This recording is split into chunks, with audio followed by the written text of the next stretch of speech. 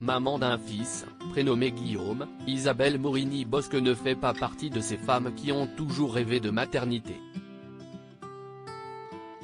Une position sur laquelle elle s'est penchée, dans un récent entretien paru dans Le Monde.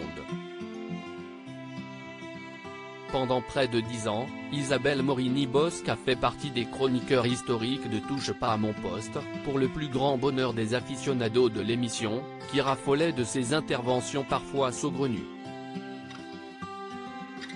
Pourtant, depuis quelques mois, la journaliste n'apparaît plus à la table des chroniqueurs, une situation qu'elle déplore et qu'elle a évoquée dans l'émission de Jordan Deluxe, en mai dernier.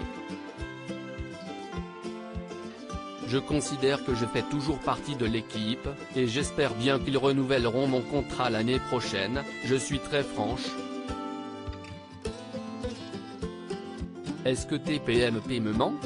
Psychologiquement, oui. Est-ce que je manque à TPMP? Je ne pense pas. Avait-elle confié à l'animateur. Officiellement, Isabelle Morini-Bosc s'était éloignée de l'émission pour prendre soin de son mari, Alain Morini, l'homme de sa vie depuis 44 ans. Depuis 4 ans, la vie du couple a basculé suite aux problèmes de santé d'Alain Morini, atteint d'une leucémie.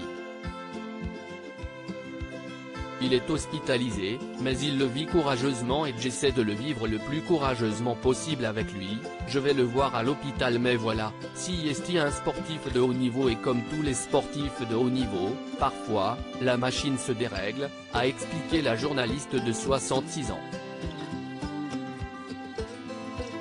Isabelle Morini-Bosc cache sur la maternité ensemble. Isabelle Morini-Bosc et son mari ont accueilli un fils, Guillaume, qui vit loin des projecteurs. Il y a 2 ans, sur le plateau de Touche pas à mon poste, la chroniqueuse avait révélé qu'elle venait de marier son fils à une certaine Charlotte, sa belle-fille adorée.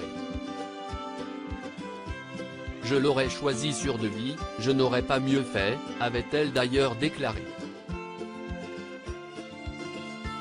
Proche de son fils, Isabelle Morini-Bosc s'est néanmoins confiée dans les colonnes du Monde sur son rapport à la maternité, qu'elle n'a pas vécu comme une évidence. Je ne voulais pas d'enfant, j'étais pour la décroissance. Point, les enfants, je n'ai pas d'amour inné. Les enfants handicapés, oui, les enfants normaux, a-t-elle expliqué. Un avis transparent de la part de la chroniqueuse.